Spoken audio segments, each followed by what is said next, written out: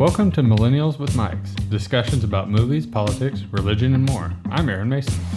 And I'm Christian Stevens. Hello, everyone. Welcome back to another episode of Millennials with Mics. This week we will be talking about some of our favorite TV shows.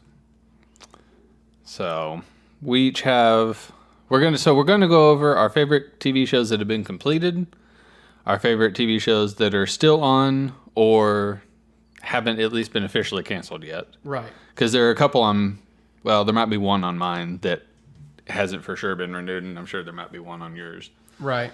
And then there's some shows we have, not to shit on anybody's favorite shows, but there's shows we have here that are, in our opinion, need to come to an end / might also be terrible.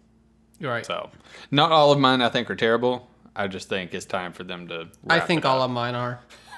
So, yeah. We'll be talking about that. Might slip a couple of show mentions here and there if anything come to mind. But there's a show I'm thinking right now that maybe I need to discuss. So. Oh boy. Okay.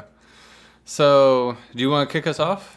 Sure. So we're going to start on talking about our favorite shows we've completed, and we've broken it down to genres. So we'll be going back and forth discussing our favorite films genre way.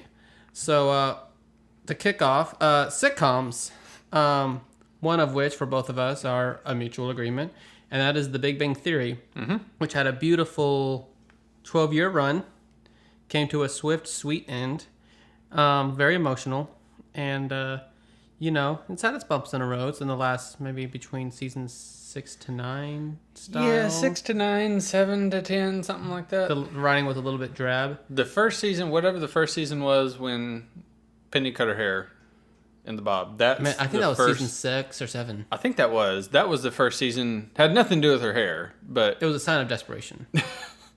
But that season From was the first creators. one that sucked. Mm-hmm. And then the 2 seasons after that. I will say one of the perks of her having that whole hair scene is the jokes that Sheldon got to make about it after the fact, which were rewarding. And I really hated her hair at the time, but looking back on it, when I recently watched that season again, I watched the whole series, but watching that season again, it didn't look as bad, and it actually looked good the more I watched it. Yeah, that's because she looks good. Yeah, so it helps. But nothing beats, and I gotta say the bangs worked on her in season 1. Mm-hmm. Her season 1 look was it was good. She looked fine throughout the whole series. And I mean, you can just see from season 1 to season 12 how much they've all they all evolved. Yeah, yeah. Howard was probably the one that didn't evolve looks wise. Jewish blood. But they kept him in that bowl cut, and his ultra tight jeans, and he kept his fit pretty. Yeah, I mean it's gefilte fish and and oh my gosh, that's it. What'd they take? Trubiscafil is what they called it. Trubiscafil, turkey wrapped in brisket, wrapped in gefilte fish, or something like that. Right. God, that sounds terrible. That's worse than that turducken. Oh God. Oh. But yeah, everyone really evolved looks wise except Howard, I think. Howard definitely. And everyone evolved their lives evolved on the show, just like in Friends, which is my sitcom. Yeah, definitely. My other sitcom, at least. Funny enough, both from the same creators. Yeah. Yeah. And Big Bang Theory and Friends both watching, because I just recently, a month or 2 ago, watched all of Big Bang Theory, maybe a month. Mm-hmm. And then I recently watched 2 or 3 seasons of Friends. Well, you're always watching. I'm almost always watching Friends. That's the first time I'd actually watched it in 6 months. Oh my! Because I get burned out real quick. 6 months went by. I know. But watching both, even Big Bang Theory, a show that just ended and it is modern. Both of them, Friends more so than Big Bang, obviously, but both of them really have some cringeworthy moments. In what ways? PC ways, I guess. You gotta be careful with network television. Mm-hmm. But give me an example. Well, it's hard to think of a specific example, but like in Big Bang Theory, I don't remember what it was specifically, but I can remember it was like something, not race, a specific race joke, but an ethnic type joke or George Kamal, racial joke or towards Kamal or just in general. Even like a year ago or 2 years ago wouldn't have really been thought about all that much by most people. That nowadays it's watching it and it's just like, well, ooh, that's sensitivity and cancel culture is getting a lot more. Yeah, stronger. and people get more offended and even then, jokes like, are hard to pass these days. They are, even if it was meant to be a joke or not. But like, and it was things that were definitely meant to be jokes. Yeah, but like, but what's funny now? Yeah, I think especially with what all's been going on the last 6 months or so, people are on their toes. People are on their toes, and it's highlighted in comedy, at least, what's necessary to be funny. Yeah. And like jokes like that, it obviously nothing was ever really said, nothing big was ever said at the time for either Big Bang Theory or Friends.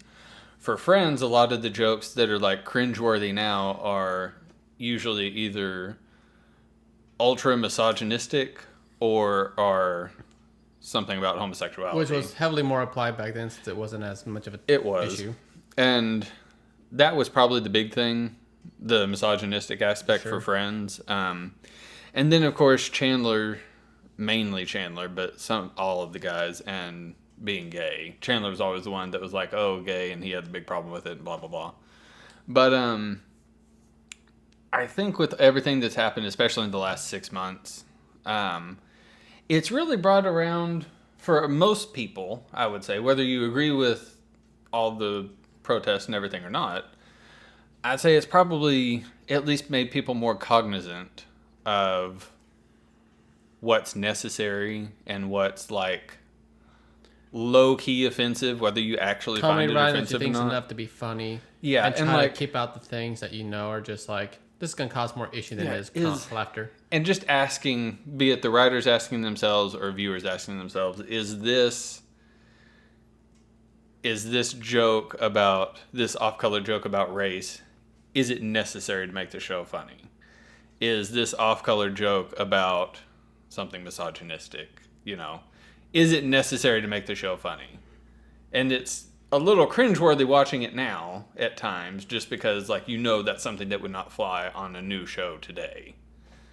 And that's just something I find interesting about going back and watching both of these. You gotta make shows, right, that a wide span of audiences will watch and enjoy, so you can get a viewer fan base. Mm-hmm. You also, if it's a sitcom and comedy, gotta be smart with your writing, and you've got to do it in a manner that if you know that your audience is going to be laughing and not get so offended and stuff like that so easily, maybe you got like an audience base, like with HBO when they do like Vice Principals and Righteous Gemstones, they know who they're marketing for. But on network television is very that's different. A huge, and it's all going to be about viewership and ratings. Yeah. So if you're not very cautious about, if you don't think that your writing and your comedy is going to market enough people to keep your show alive, then you best be safe. Yeah. And not take those dangerous waters. I think it'll be interesting to see after all this is over, once new, because like everything that's new right now, there's very little that's on that's new right now. But what if it was filmed obviously well before COVID. It'll be interesting to see new network shows and new pay cable shows, 6 months or a year from now, when all this is ended. It'll be interesting to see what the writing is like with all of this in mind. Things change with the times. And like with our current social climate, I'm sure shows in general will look a little bit different. Mm-hmm. But who knows in like 5 years from now and stuff, if it's not going to go dial back to how it used to be, or I don't think rev back up to more and more, sensitivity and stuff. I think it'll be more, I think they'll at least be more cognizant about the kinds of jokes they make. I don't think that they're going to be overly sensitive or anything, but I think the style of comedy that most shows will do might end up being very different. I'll say one of my biggest issues with more current writings today is that if it's animated movies or sitcoms, is everyone's trying to make like millennial jokes. Mm-hmm. So it feels so forced in a lot of things. If it's like the new Addams Family, Scoob, or like on the Unicorn, and it's like we have to talk about like texting and smartphones and AirPods and like all this crap all the time. Like we don't already live with it on our day-to-day life. But when you try to make it into a joke, I just feel like it feels like you're trying to shove this down our throats, like the comedy and the, relativityness, and it's just like I think that's the wrong direction. And the reason I think a lot of those shows, like, the Addams Family or that other movie you mentioned, Scoob, I think that's in there more for younger audiences. No, I think that's for the parents. Like the talking about smartphones and everything like that. I think that's more for the parents and their humor. And then like the Unicorn too. Like talking about, these kids and their phones and I don't know how to work this app or whatever. Mm-hmm. That's there because, the vast majority of people who watch network television shows are older people. Yeah. So that's something they can more relate to than younger people can. We find it annoying because, we have to deal with our parents and grandparents asking us shit about how do you work this app and how do you work that app. Right. And then, so we can relate to it, but it's annoying for us, but it's relatable for them. That's fair. That's probably why I don't watch so much network television as it is anyways. But yeah. We want to move on to fantasy. I think just saying the fantasy genre, everyone knows what we're going to say. That's why we put fantasy probably in it. And that's Game of Thrones. Dun, dun, dun, dun, dun, dun, dun, dun, dun, dun. So, yeah. Game of Thrones. Everyone knows about... Oh, God. Everyone knows the show was good from seasons 1 to the season before the last. Universally. Everyone agrees on that, basically. So let's talk about the last season. I know we agree eye to eye, so I'm not going to argue with you, I guess. No, but we should... Season 8's very... I don't see the point in talking about the other seasons when season 8... Is that the last season? Well, this show... When season 8 was so controversial. This is about our favorite shows, right? Yeah. So, we'll have to... let's talk... I know season 8's going to be quite a... But the whole show in general. The whole show was good. Everyone knows It's a great storyboard. It's a good storyboard. It had a fantastic cast. And creators. And writers. And just directors. Throughout was fantastic. But yes. It really was. But Season 8. Ocho. Just... Everyone basically... I think most fans, universally hated season 8. Yes, and a lot of them are wrong. Yes.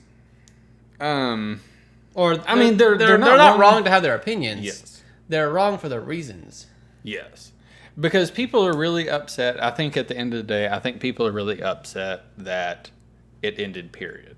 And they're just trying to find things to not like about scapegoating their reasons for why it didn't end how they wanted it to end. And my only one baggage on season 8 that I will admit with is that concluding the final season in 6 episodes is just too short in general. They were longer episodes, granted, but still, it could have been. If you could at least kept it to 7 or 8, that would have been better. That's my only problem. My issues with season 8 was, no one liked that Danny ended up going crazy. Yeah, nobody could see that coming. Earth. You could see from that season coming, 5. You could see that damn near coming from season 2. Honestly, if you look back at the whole show and watch the whole storyboard of Danny, it is plain sight from the get-go. Season 1 or maybe season 2 at the latest. You could see when her dragons were stolen. In that city. Dracarys, and just when they were babies by that warlock dude, that skinny that had them in chains and they spit Supreme fire Leader and burned Snoke looking dude. Yeah. When that happened, you could foretell very easily, in my opinion, you could foretell that she was one day going to lose it and turn up mad like her father. That wasn't surprising. Anybody who was shocked Same by when that she was tried kidding to themselves. Get the Unsullied from that. Yeah, there's asshole. So many times. And not that any of those were, not rightfully so, but it just the goes way to she show went her about it. Exactly. And then once you got Tyrion Lannister as her right-hand man and advising her, and once you see that Tyrion and Lord Varys has trepidations about Dany, it's like, once they start to be like that, she's in the wrong. Yeah. Absolutely. And so anybody who was surprised or upset that Dany ended up becoming insane, that's on you, in my opinion. For being blinded. Yeah, what season 8 did wrong, in my opinion, and whether this was truly George R.R. Martin's plan with the future book that probably will never come out or not, is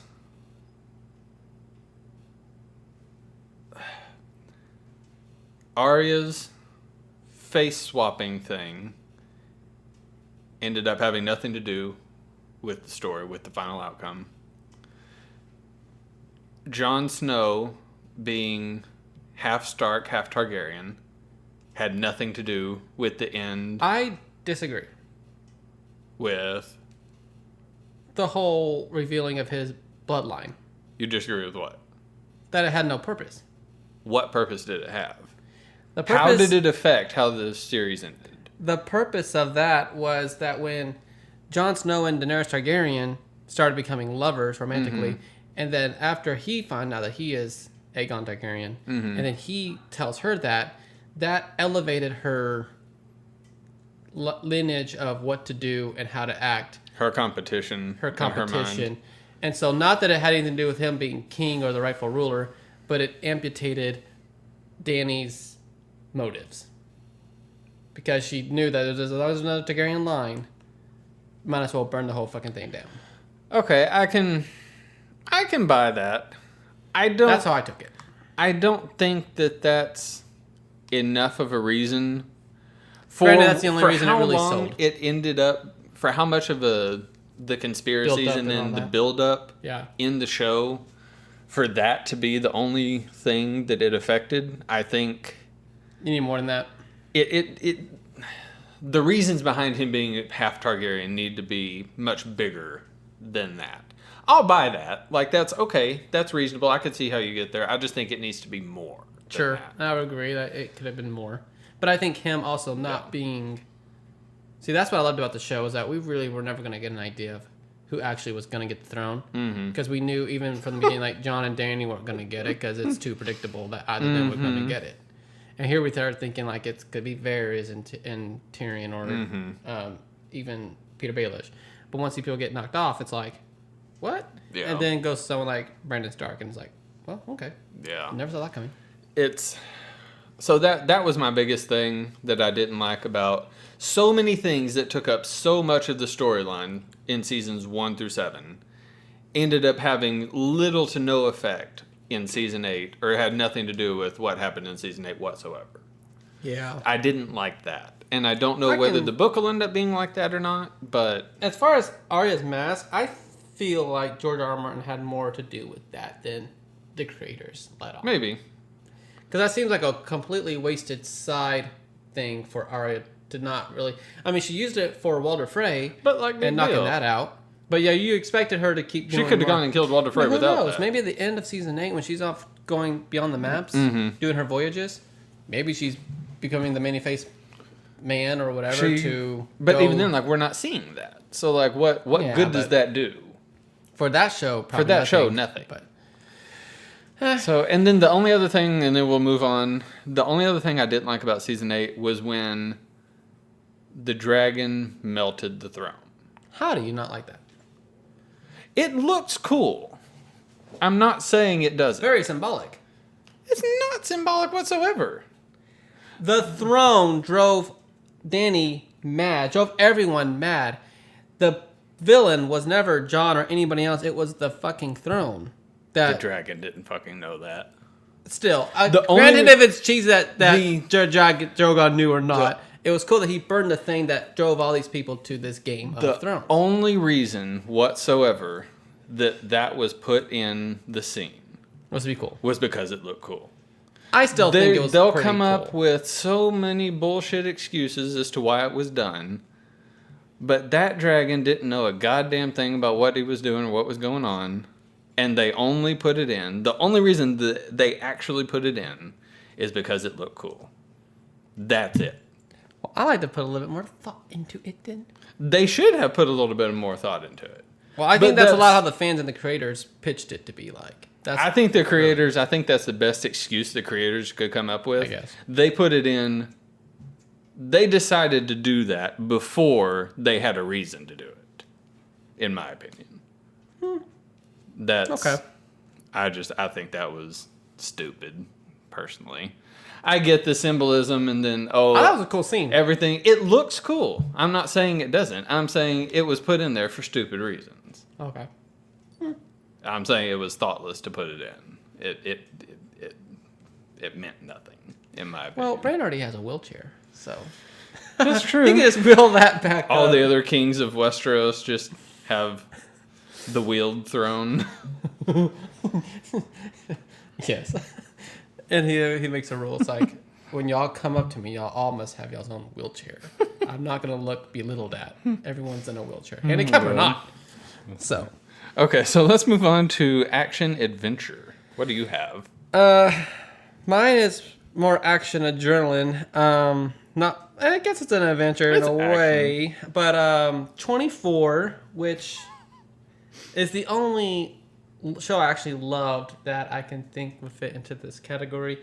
And I grew up watching 24, I think, once it was on its third or fourth. I think it was fourth or fifth season. Mm-hmm. It's probably when I actually got into it. And I mean, that's one show that's not like many other shows because you don't have a 24 episode, 24 hour, one season's a day, just one crazy shit after another. And for a while, that show had some creative writing, creative cast, and kept the pumps going. Yes, we all know that Jack Bauer kicking ass and keep on taking tears in one day was very unrealistic. But no one cared because it was really... It was cool. Cool and crazy to watch. And I still have issues with... I loved how season 8 ended. Him still on the run because Jack's always going to be on the run. But then they did like the limited season 9, which was like based in London. It was only 12 episodes. So like the last hour they Part of the skipped 12. reboot thing bullshit that we're in. And I felt like that was just more of the same that didn't really resolve anything. Because in the end he gets taken by the Russians. Like, oh God, he's never been taken by terrorists before. Like, oh, what's going to happen to Jack? But it's like it didn't conclude anything. It just left more for the opening. Yeah. So it's like, why even do a season 9? You just killed more people and didn't actually end anything. Yeah. So you might as well just left it at season 8, which I thought had a lot more cool ending. Yeah. But still, good stuff. Kiefer Sutherland's a great actor. He's going more into like country music or something right now. Rock country music these days. But yeah. I know there's a lot of 24 fans, so that's one of my favorites. And I swear to God, every single thing we watch, there's at least one actor. He was in 24. There are so many actors who are in 24. Of course, it's the same thing with like Me and Friends and shit like that. So Yeah. I get it. Yeah. So my action adventure, yours is, I looked up the thing, the genre on 24, and Wikipedia says action drama, so that counts. It is drama for sure. Action adventure for me would be Spartacus. There's not many, like you, there's not many action shows that I watch. I don't feel like. But Spartacus, I started Spartacus, came on Stars originally. I started it in the... Technically, it's not a season, I don't think. But in the second season, which was the prequel season to the first season. I started that, like I saw that live. And then I went back and watched the first season and then got to see the third and fourth or however many. At least you watched it chronologically. Yeah. And I got to see the last 2 seasons live, or the last 3 seasons. I thought it was really good. Andy Whitfield, little side note for any people who are interested. The original guy who played Spartacus in season 1, Andy Whitfield, Oh, right. He Died. he died. So I think it was right after filming season 1. He got diagnosed with non-Hodgkin's lymphoma and had treatment, went into remission, and unfortunately, right as season 2 was supposed to start filming, he relapsed, came back, and they delayed season 2. So when they delayed, they went back and did a prequel season going back to the gladiator school, like 5 or 10 years before the setting of the first season of Spartacus, to see how it became where it was by the time we saw it in the first season. After that season ended, the Andy Whitfield, the Spartacus actor, he got news that he was terminal, unfortunately, passed away. Before he passed away, he gave them his blessing to find a new Spartacus actor. They did. Liam McIntyre, I believe is his name. It was very different settings for Spartacus, like for the characters, from season 1 to season 3 and 4. Very, very different settings. So it wasn't quite as odd to see a different actor there because the settings were so different. I think they did it really well. I think both actors were very, very good. They didn't look all that much different from each other. No, they were very similar looking. Yeah. Very intense show. Lots of 300 style over-exaggerated blood and gore. Yeah, for sure. Very purposely over-exaggerated. Like it looks kind of shitty just if you were to see a picture of it. But like it's very intentionally that way. Yeah. But then just how intense it is, like everything that happens, all the drama and the violence and all that, it's definitely not for everybody. Mm-hmm. Like I don't have depression, anxiety, anything like that. But like I have to be in the right frame of mind to be able to watch that show because there's some of it that fucks with my head. Mm-hmm. It really does. But yeah, it's a really fun show at the end of the day. Has a very moving ending, I thought. And if you haven't seen it, you should check it out. Definitely. So what's our next category? Drama. Ooh. What's your... Oh, yeah. You go ahead with your drama. What's with the laughter? What's so funny? Because. Okay. We'll get into it. I'm sure. My drama is House of Cards, which is one of the best political dramas out there. It is. Yeah. It's a really good show. Like, Great I've never creators. seen West Wing or anything like that. Oh, I did never see West Wing. But that same kind of type of show. Mm-hmm. Very, the cleverness of the characters and the writing. Yeah.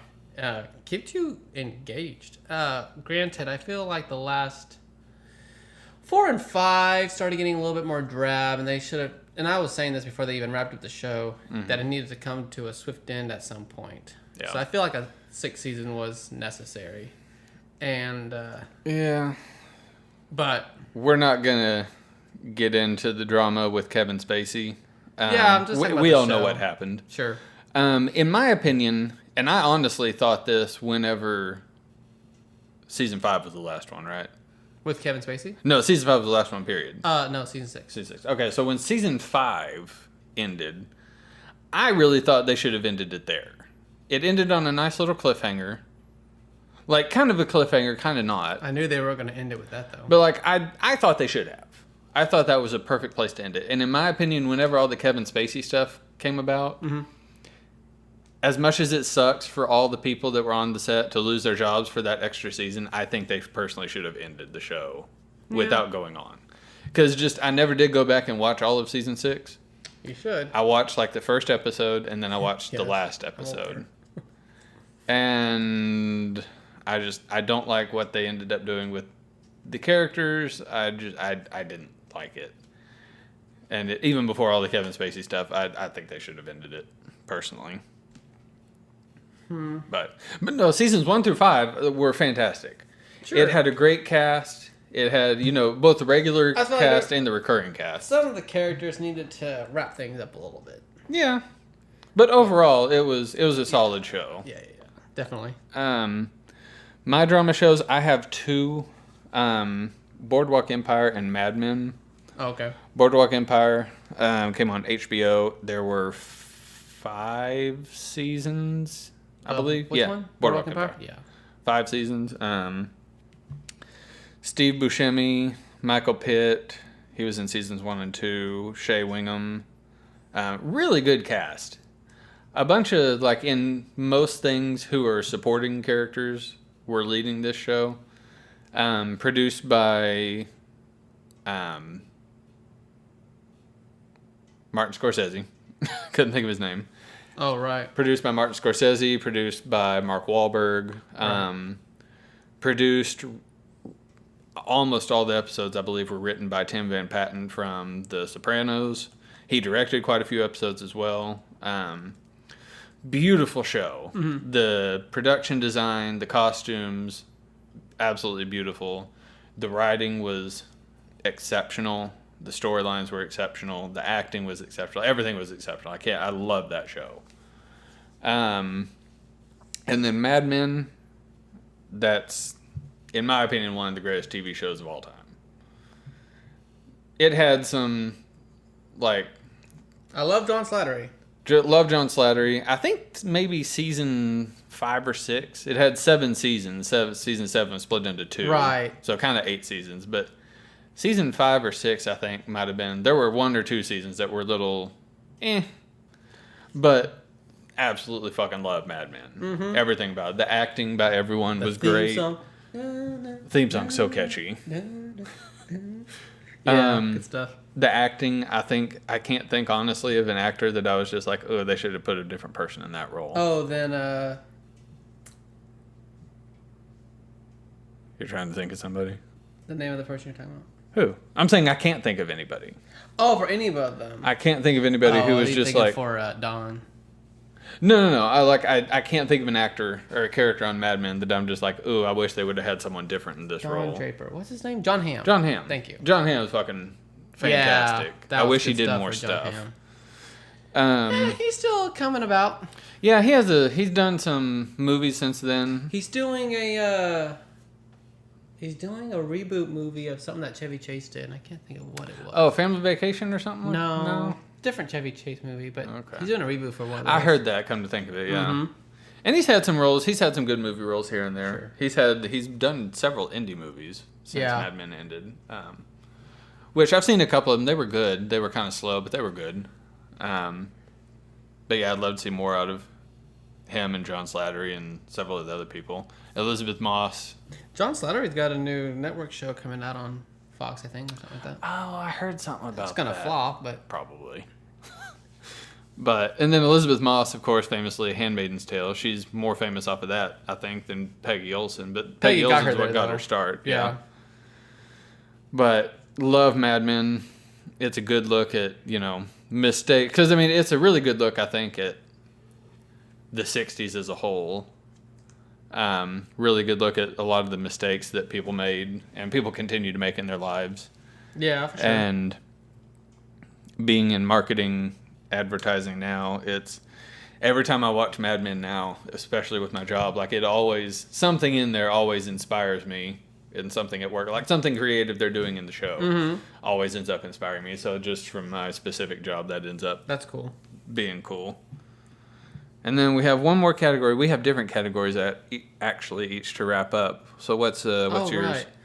Right. Comedy. I have Vice Principals, which is HBO, and it's from the creators of David Gordon Green, Jody Hill, and Danny McBride, and they've done 3 projects. They've done Eastbound and Down, which is I just watched those for the first time the other day. Hilarious. And then Vice Principals, which I love. And then the new one, Righteous Gemstones, which had its first season with John Goodman and Andy... What's his name? Andy Devine, something like that. That guy from Pitch Perfect. Yeah. And, so... Oh, and Walton Goggins, of course. Mm-hmm. And so I really love Vice Principals. It only had 2 seasons, 9 episodes apiece, 30 minutes. So, it wasn't 3? I thought it was 3 seasons. No, it was 2. Okay. It was really good. It was a short, good story, and very funny. So It's not really a show I would go back and just watch. Like, everything I've named so far are shows that I've watched all the way through multiple times. Mm-hmm.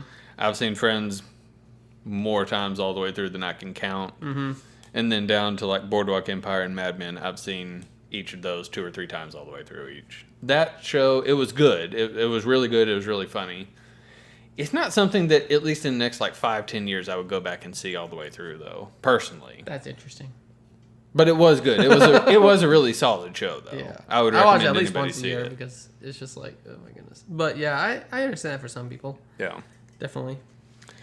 And then my last genre of completed shows is animated, honestly, because I couldn't think of anything else. Kind of a throwback for some of us 90s babies, Pinky and the Brain. Oh, yeah. Pinky in the Brain. Oh, I love that brain. theme song. Yes. You can watch it on Hulu right now. You can also rent it on iTunes, I'm sure, but Hulu, it's on there. That and Animaniacs both. Of course, Pinky and the Brain was from Steven Spielberg. He was one of the producers and the original creators, I think. But both of those shows were really had, as stupid as they were at times, they had an educational element to them. A lot of things back then did. Yeah, but those, for being animated shows, like those, Pinky and the Brain and Animaniacs both had that educational aspect to them that my parents loved. And like that's part of the reason why I watched it, because they liked it. Because they liked me watching it, they would put it on. And then that continues. And like I'll still, if there's nothing else on, I'll still move over to Pinky and the Brain now. So, well, we should probably take a little break for our commercial. And we will come back with some of our favorite shows that are still on, and then some of our shows that should end. We'll be back after this message. Even though this is a presidential election, there are many more candidates on the ballot besides the president. Go to Ballot Ready for a nonpartisan guide to your entire ballot. From there, you can compare candidates based on stances on issues, biography, or endorsements, and then save your choices to use when you vote by mail or in the voting booth. You can even request your absentee ballot or make a plan to vote early or on election day. This election matters. Make sure you have a plan to vote and vote informed. Local elected officials affect our lives every day. They decide who to prosecute, monitor the quality of our drinking water, and choose leadership of our own schools. Go to ballotready.org and enter your address to make a plan to vote and vote informed.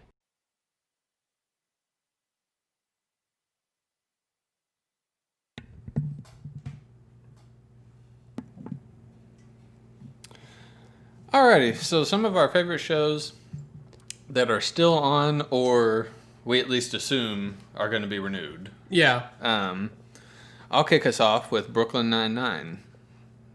You haven't seen the show. You might have seen an episode here or there, right? But you haven't seen it. No, I haven't really paid attention. I know of it. Yeah. I've meant to watch it. My girlfriend got me into it. I'd heard of it before then, but before, a couple of years ago, before me and my girlfriend got together, I couldn't have told you really anything about it, who was in it or nothing. Andy Samberg, that's all I knew. And I'm really glad she did, because like it is one of my favorite shows now. Yeah. Like absolutely one of my favorite shows. I think they deal with issues. They have dealt with issues through the 6, 7, or 8 seasons that it's been on. I don't know. I think they've dealt with some issues really well, really gracefully. Really funny show. They do deal with some serious topics. And then moving forward with the next season, they plan to deal with even more serious topics with everything that's going on. So they kind of keep up with the social climate of the modern times. Yeah. They do.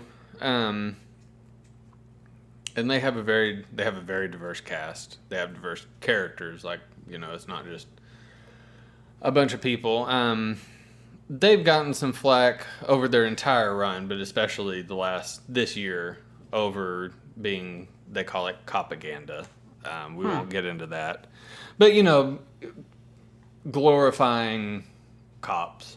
Okay. And things like that. And kind of as a response to, and they kind of had to, but as a response to the social climate we're in right now, they scrapped the scripts they had for the upcoming season. And they're working with the cast and things like that to see. I've heard about that. To see what they can do to be more socially responsible giving their storylines in their environment. Sure.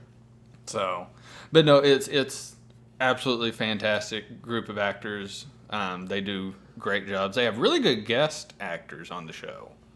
Like, really, they've had notable guest actors. Bill Hader, of course, he was on Saturday Night Live with Andy Samberg.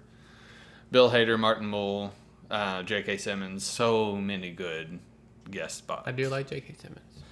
But what's on yours? The first one I have, and that's as of most recently, is Perry Mason. Ooh, that's one of mine. Which was originally, promoted as a limited series, but got renewed for a second season. Like a lot of limited series on HBO. Yeah, they always end up getting a second season. And, the first couple of episodes, I mean, by the first episode, I feel like you're in it.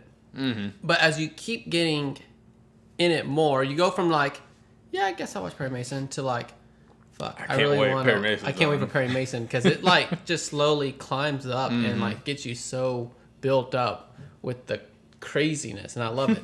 And now it's like I'm really anxious for the finale. Yeah, and, which is this Sunday, actually. I know, yeah, this Sunday, and see what happens. But yeah, so that is one of mine as well. I grew up watching the original Perry Mason TV show with my grandparents. I think I've actually seen the entire series.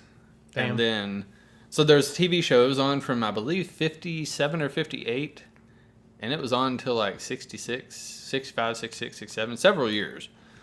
And then in the 80s, early 80s to early 90s, I think, they had something like 10 or 20 TV movies. Oh, wow. With him. Yeah, it's been around. With the same character, with same actors and things like that. Okay. They even tried a new Perry Mason TV series with different actors in the 70s, but it didn't work out. Okay. But this series is not based off of the new HBO Perry Mason. It is not based on the Perry Mason TV show. It is an origin story to the Perry Mason book series. Yeah. By Earl Stanley Garter, which I believe were written in like the 30s to the 50s. Very different from the TV show. I know most of our listeners probably haven't ever watched the TV show. If you would like to, it's on CBS All Access. This is Millennials with Mike's talking about something way too old. Yeah. But it is Perry Mason, the original Perry Mason TV show is it is the original courtroom drama. Okay. It is the original televised courtroom drama. It is what set the standard for what courtroom dramas even are today. And this sort of like builds up who Perry Mason who he was, is and was, building up to where he is now as the lawyer. Yeah. Yeah. Which I like. It's really, really good. Produced by Robert Downey Jr. and his wife. Susan. He was originally, they said it started out as a project for a movie, which there's no way they could cram an origin story into a movie. Downey was supposed to star as. He was originally supposed to star in it, but it became a limited series for HBO, and they've got Matthew Rhys, who's fantastic. Yeah.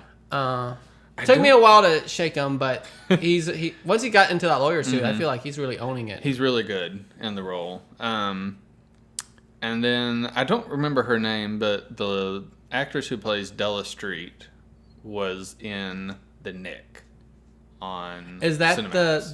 the one who worked with John Lithgow? Yes. Okay, I haven't seen her before, I don't think. She was on The Nick, that Clive Owen hospital show set in the early 1900s. She's really good. John Lithgow was in it for 4 episodes. 4 or 5 episodes, yeah. Really good cast overall.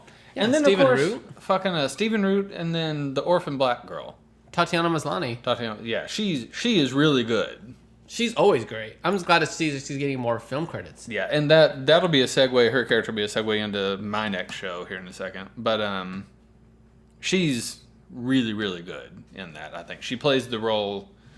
She is an evangelical lady preacher in Los Angeles with a Pentecostal church, I think, or a non-denominational church, whatever. Very deep role for someone to play. For anybody to play, as dramatic as it is. Yeah. As dramatic as the character is in several ways. Yeah. Put it. Yeah. But there was actually another show that had a very similar character. Right. Penny Dreadful City of Angels. Mm-hmm. So, and it had a very similar they had another character on that show, Penny Dreadful, that was inspired by the same person that the Perry Mason, Tatiana Maslany's character, was based on. Mm-hmm. A real preacher in Los Angeles, Right. who was from Canada, who Okay. took L.A. and California and the country by storm with her sermons being broadcast on the radio. Right. Very dramatic life, very turbulent ministry, and then ended up committing suicide Right. in the 40s, I think. So they're both of these characters are based on the same individual. Oh, yeah. They're very different in the way the shows approach the character. That's good. Like you said, she's very manic in Perry Mason. Yeah, huh? And Penny Dreadful's character is a little manic, but really more, she has this mask on when she's preaching and when she's in her ministry. And then she's when she's out. Her upfront facade. Yeah, she has, yeah. And then when she's outside of her she's ministry. actually fully that way. Yeah, no, because when she's outside of her ministry, she's very low-key, melancholy, Gotcha. things like that. But Penny Dreadful, City of Angels, it actually, they dealt a lot with race issues. More so set in the 30s, they had some Nazis who were undercover in LA who were trying to get ready for a Nazi invasion of America. So there was white supremacists versus Jews in that movie, or in that show, and then as a whole, the city and leaders of LA and the LA police force versus the Hispanic population in LA. They had police brutality events in that show. They had race riots in the show, and it got very intense, mirroring what was happening in. Ironically enough, they had no way of knowing, of course, but mirroring what was going on in real life, in the country in real life. So it was very interesting, but it was very good, very, very, very well done show. I think I still need to watch that. you do. But what's next on your list? Rick and Morty. That's another one on mine. Which is funny. We were talking about, comedy shows that need to be cautious with how they write things due to its. Well, I think Rick and Morty knows the kind of audience that they're. Yeah, and they've never had anything they've never had much race-wise and everything. Like, they have off-color jokes, don't get me wrong, but they don't have, racial jokes, really. Not that I can recall. No, I guess it's more. They do somewhat misogynistic, but religious jabs and stuff, and sort of like Family Guy-ish type Yeah. aspect, but more raunchy. Yeah. And but nothing PC. Still. Nothing PC, but not anything about what anybody's protesting now, I don't think. I guess not. Some people would find, because you might have a baby rape joke or something like that in there. Something that people might find offensive. Sure. But not that kind of offensive. Gotcha. Yeah. I think. But no, Rick and Morty is fun. I wish they were more consistent with the releases, more quicker about it. But I feel like they just wrapped up the second half of season. Was it 4 or 5? 4, right? 5? Yeah. Maybe it was 4. Well, whichever. Whatever. Because they had the first half of this new season last year, the end of last year. Then they pitched the second half of this season in May. Yeah. And what it's sounding like is they've got a new season launching by the end of this year, but it could be next year. We'll see. That'd be good. As long as it's quicker than the last season. Yeah, there's some Rick and Morty fans, and they make us wait for this stuff. They don't just here, it's timely. No, it's we'll see. That's funny. Yeah. I will say one thing for people who might not have watched Rick and Morty. That's our cat Watson. He wanted to say hello. Don't mind him. Jesus. I will say I don't think a lot of people who are fans of the show who are really uptight about it, who are like, oh, Rick and Morty's for smart people. If you're not smart, you won't get the humor. I don't even understand that. Fuck those people. I don't know who would say that. What the hell? There are a lot of fans of Rick and Morty who are so uptight and are just like, really? Oh, I watch Rick and Morty because I'm smart and the humor's high level. I don't Rick and Morty think that's entirely true. They have a lot of science in Rick and Morty.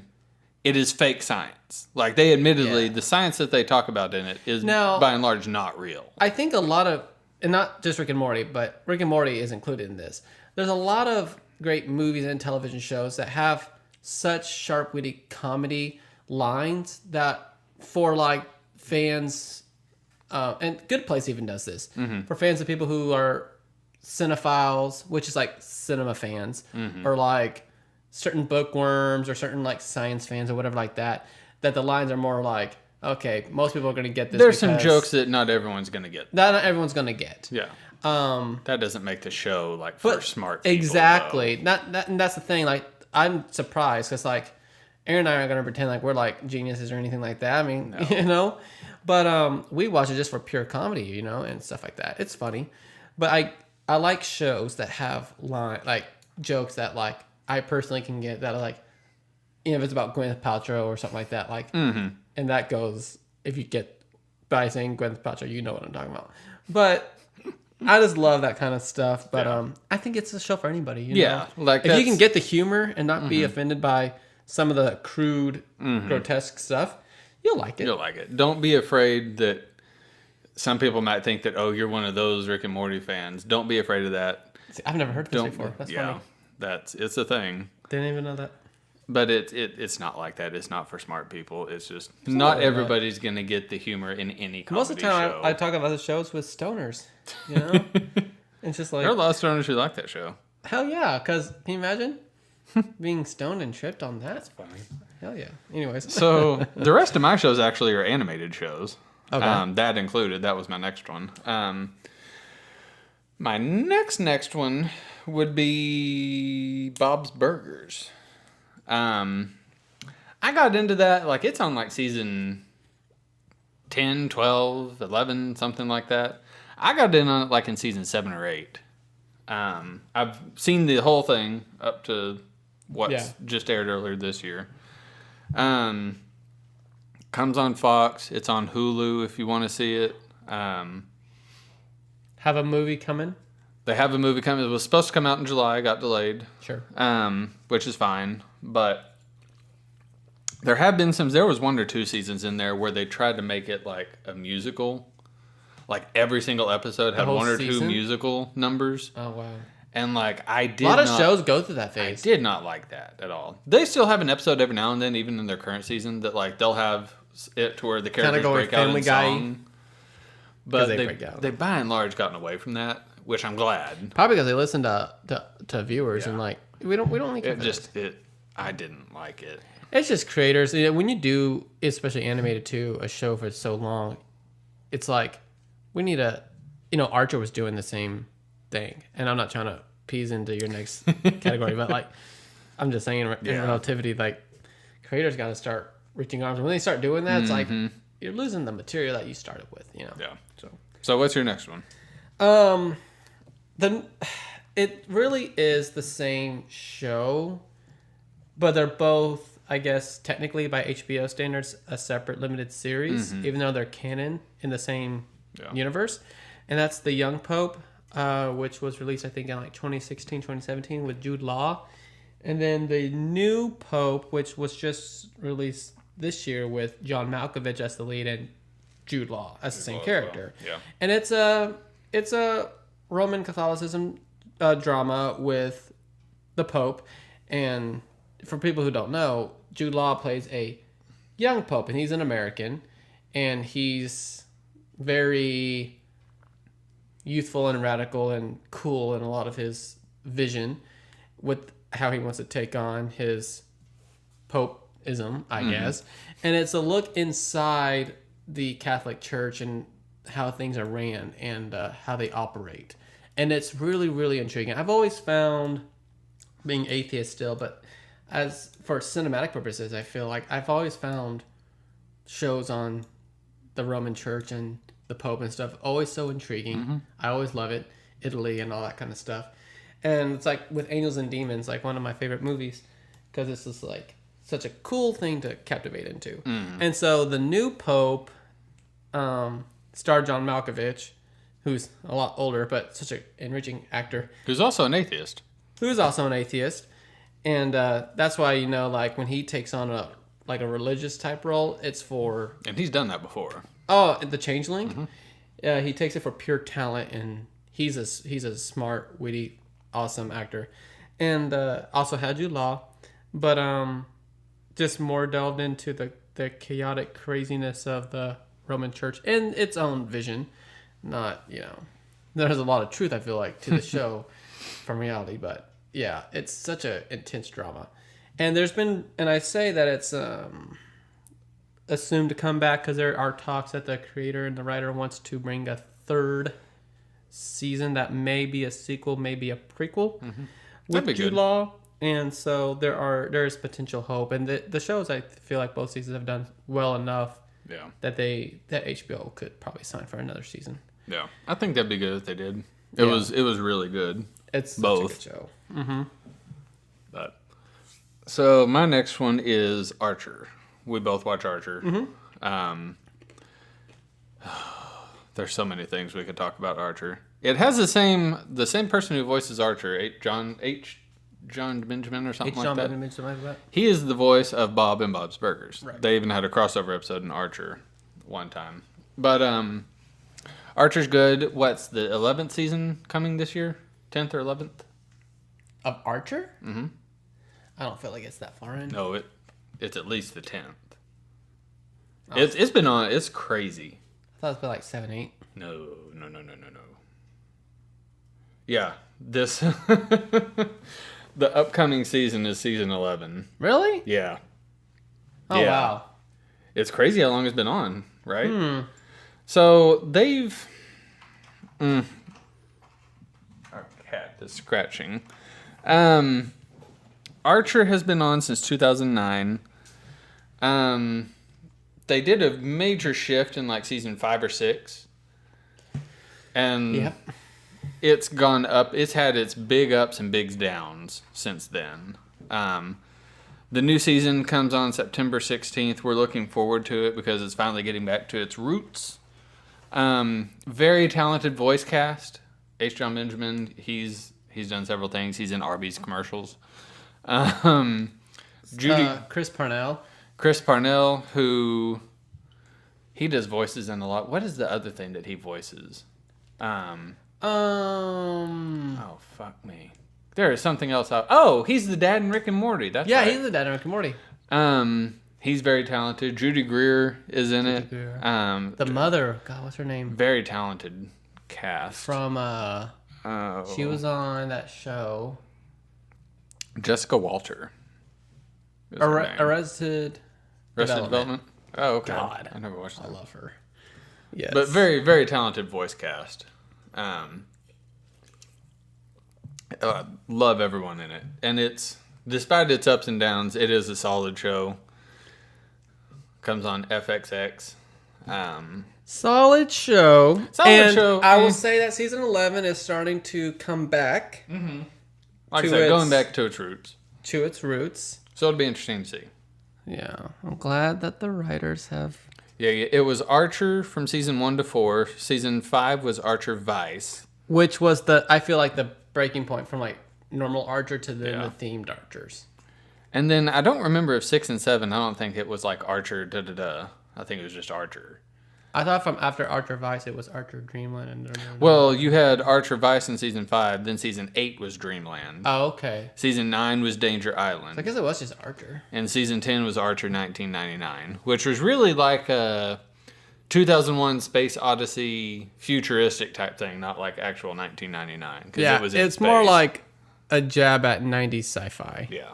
Because it had like a little bit of alien jabs and all Space Odyssey and all that kind of stuff. So yeah, and you have one more and I have one more. So what's yours?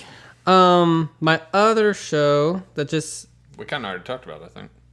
A little bit. Yeah, we pitched it. Righteous Gemstones from the same creators of Vice Principals that stars Danny McBride with Jungum and just got through its first season. Set to renew, and they're, I think, about to start production again. Due to COVID-19 and stuff, they've had to put delay. But it's one of those millionaire philanthropist families from doing... being TV evangelists. And doing all that. So, and it's kind of like it's a parody into not on religion, but the lives of families of televangelist people. And so it's a very interesting show. It is. It's all good. the actors and characters are really good in it. Yeah, they are. The writing's good. It's refreshing, and I like seeing a show like this done. I'm glad Danny McBride is doing it because I feel like we need a show like this. And it's just fucking funny. Yeah. Like, in addition to everything else, it's just funny. Yeah. But so my last show is Big Mouth on Netflix. Oh yeah. Fucking love that show. They have some casting changes. Yes. Jenny Slate dropped out because of everything that's going on. She dropped out. She's still voicing a few other characters, I think, that she's been voicing. Could be wrong about that, but I think that's the case. If they're not black, she is. Wow. Well, it's true. No, I'm not saying that in a very rude, crude way. I'm saying a lot of voice actors, talented voice actors from shows like Cleveland has dropped because, she go to a black voiced actor. So the reason Jenny Slate dropped out of this one is her character, the main character that she voices in the show, is half black, half Jewish. Her mother is, her dad is black in the show, and then her mother is Jewish. And she's Jewish. She's white. So Jenny Slate is Jewish in real life. Yeah. So, but she, after everything, she said on social media that she had reflected and didn't feel that it was comfortable and, never really was comfortable or never really was cool to be voicing a character of color, not being of color. But that she, upon reflection, she realized that and was stepping back. That's fine. The show is very raunchy, there's a word I'm looking for. I can't think of it, but it's definitely not for everyone. I think everyone could relate to it because it's about a bunch of upper middle schoolers going through. It's a puberty, they're changing bodies, Right. Every adult, I think, could watch the show, and even if they didn't care for the humor, I think they would still relate to it. Sure. I really do. I meant to go back. I watched the first season. You need to watch. How many more is there now? I think just another season. Okay. You really should go back and watch it. I will. It's good. It really is. They have an amazing voice cast on there. They have amazing guest voices. John Mulaney and all sorts. Nick Kroll. Yeah, it's really, really good. Yeah. So, and again, that's a Netflix original. Mm-hmm. So, these next shows, we'll give a little bit of explanation why they're on there, but we're not going to get into them all too terribly much. Just because. Yeah. I will say that on the shows that we think should end or are just not good, I will say for mine at least, I have seen at least a season of all but one of these shows. Okay. It's not just I think this show's stupid and I don't think, my bleh. There are certainly shows I think that about. But I wanted to make it to where I could say, I legitimately have seen this and don't think it should be on TV anymore. Okay. So, just clarifying that. How about you start? Because you're going to take one of mine. Oh, okay. The Orville. I love Seth MacFarlane, first of all. He's a great creator, and he's done beautiful things like The Teds and Family Guy and American Dad and such. Unlike most of his shows, this one's live action. This one is live action. I feel like where this goes wrong, and we felt this way, we watched most of the first season before we decided. I think I watched the entire first season. I thought we both did. We may had. I don't honestly remember. I think we did. Okay. So assuming that, he brings in, it's supposed to be like sort of a Star Trek parody. Yeah. And, for that standard, it's not a bad pitch. But what happens is he's bringing the Seth MacFarlane comedy of it in a Star Trek parody with trying to balance the realness of today's social climates and injustice. Yeah. And that's where I feel like they don't collide well. They never could decide whether they were going to be a spoof or a social justice show. Right. And they're trying to marry the two together. The way they chose to marry it together just did not work for us. No, it was just awkward. You were laughing 1 minute, and then, like, literally 30 seconds later, it was such an emotional scene, or supposed to be such a deep emotional scene, that it was uncomfortable going from one polar opposite to the other so quickly. Yeah, you don't know how you're supposed to for just a 30-minute show. Yeah, exactly. There's too many complications and emotions going on. Yeah. That they're trying to execute. I personally think, like I said, love Seth MacFarlane.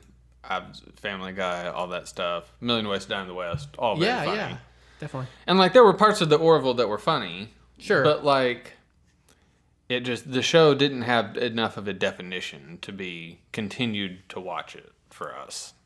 I'd agree. Oof. And really, he was the only named actor in it. Like, everybody else is some small, like, TV actors. Yeah, and the writing was alright. It wasn't anything great. The acting wasn't great in particular. It's meh. Yeah.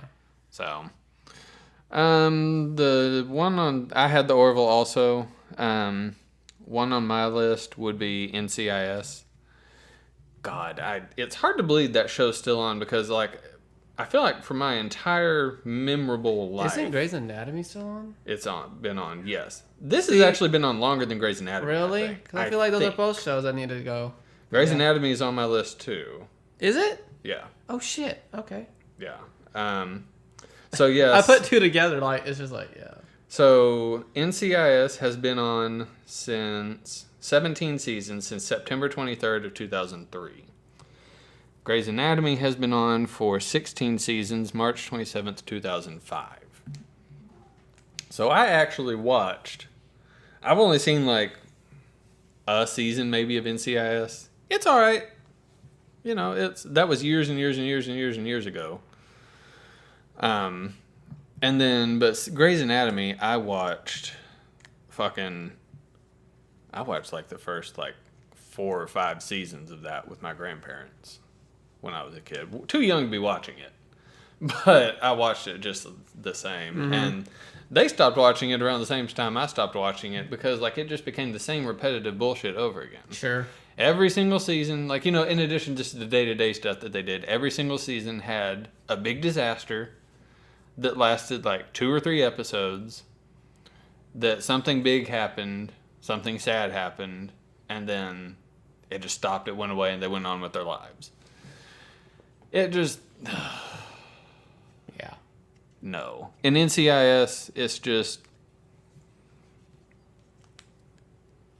It had its day. It's more than had its day by this point, 17 seasons later. I'm so surprised it's on. It's never been good enough, in my opinion, to warrant... Really, I would say it could have ended at 10 seasons with the quality, and it would have been fine, much less 17. That's crazy. So... Yeah. What's next on yours? One I have is Star Trek Discovery.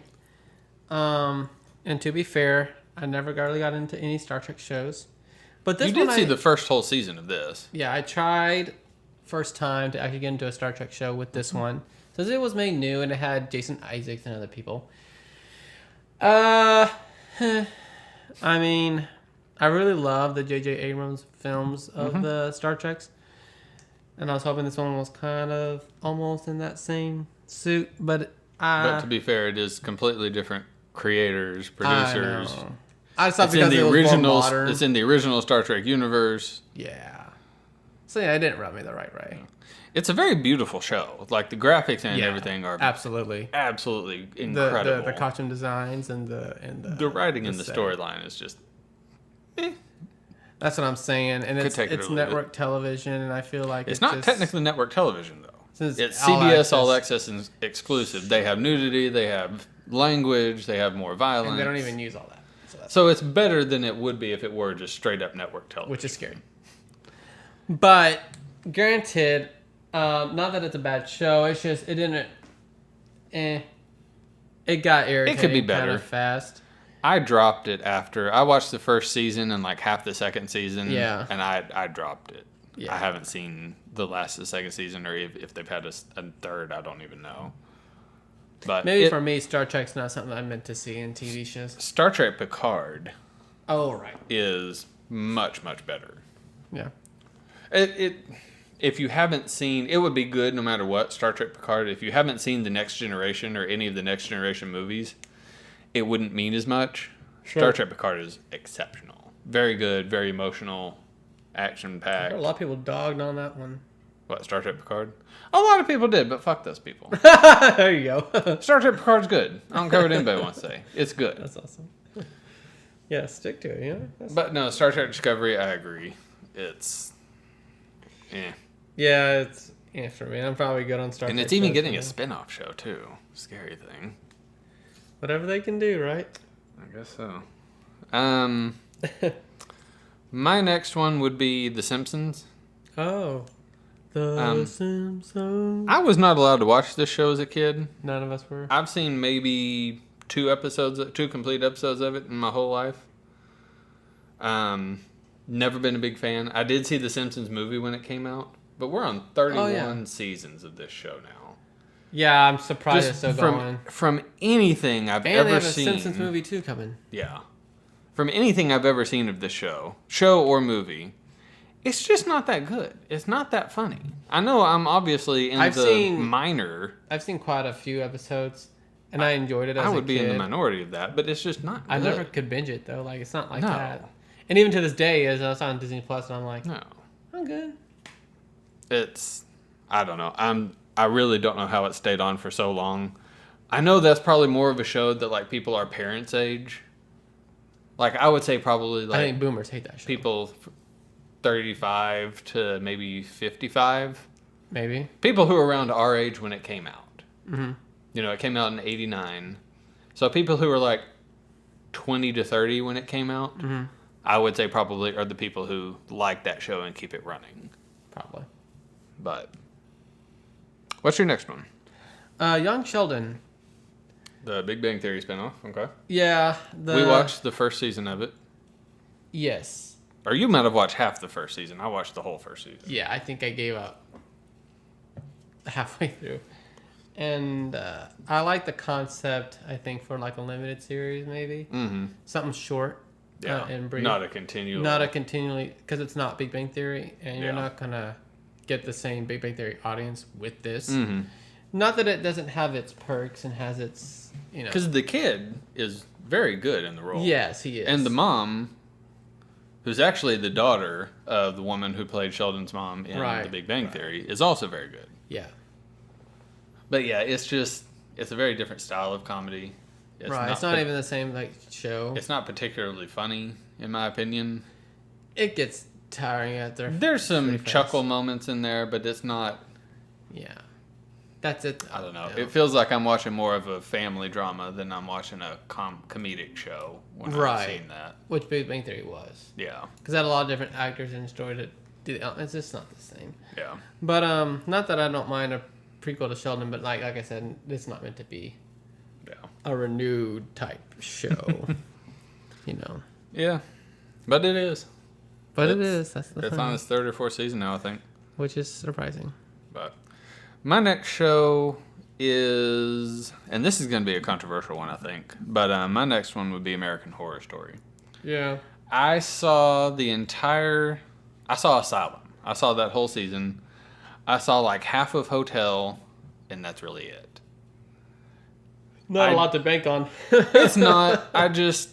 But those are good seasons. The what I've heard, what I've read about the plot, or like what the other seasons are about, just never particularly interested me. And from what I've heard from a lot of people, the quality of the last 2 or 3 seasons has just gone down. Absolutely. But it is what it is. The last 3 seasons have gone down tremendously. So, don't have a lot much else to say about that. I did think that Asylum was really good, and the first 2 or 3 episodes of Hotel I thought were really good. If I went back and saw the whole thing, I would probably like the whole thing. Freak Show's pretty good too. But Lady Gaga was really good in Hotel. Absolutely. Yeah. So what's you have one more thing on yours, and I have one more thing. So what's yours? On CBS All Access is The Unicorn. No, that's actually a network show. That comes on regular TV too. Okay, but one of the reasons why we watched it is because Walton Goggins and Rob Corddry really looped it for me. and I enjoy both these actors. Walton Goggins, I've been a fan for years, and I know he's done other things like The Shield and Justice and all that kind of stuff. But besides Really? that, He was in those? Mm-hmm. Huh. Didn't know that. he did a couple of Quentin Tarantino pictures. He was in Robert Rodriguez pictures, and then he did like on HBO Vice Principals, Righteous Gemstones. So Ballers. Oh, you're talking about Walton Goggins. Walton Goggins. Okay. So he's made quite a reputation outside of network television that warrants what he's good for. And then Rob Corddry, who was, you were saying, Ballers, fantastic on Ballers, and he's also done several movies here and there. Yeah. The Hot Tub Time Machines, and then you've got Office Christmas Party. And so I love Rob Corddry, and to see these two actors get paid however much to settle for this show, and then have their talent wasted. It's actually getting renewed, I think. Like, people seem to Sure like it. it is. People like mediocrity. I'm not saying they don't, Aaron. I don't like mediocrity. It's a sweet family feel-good show. It's not particularly funny, but That's repetitive. it's and every relatable for a episode lot is of the people. same. Yes. That's All I'm going to say is the writing can use some it could use some creativity and some Yeah. development and some variety, help. Yeah. and not be so routine and askewed. And It's the exact same concept as something like Full House or any other show with a single exactly, parent. and these shows aren't on anymore. They've all been done They're- before. They were funny in their time, but like it's been done so much. The vision of TV, if it has shifted dramatically. Yeah. How we true. take stories and episodes and things like that. Like episodes aren't so long anymore. We Yeah. got shorter episodes. We got more of a storyboard, and people like that. Mm-hmm. And people expect shows not to last now 10 to 12 seasons. We expect them in 3 to 5 seasons. Yeah. So the concept and the perspective of things have changed. Yeah. And I feel like the Unicorn's trying to rehash, and Young Sheldon's trying to rehash things that have already been done before, and we're not at that point where we really want that. Yeah. And as much as people still like, I'm not saying they're not good shows. Like, you can like them, you can watch them, and hopefully they renew. But in the end of the day, Yeah. So I have one last show. I watched the first 2 or 3 seasons this show was on.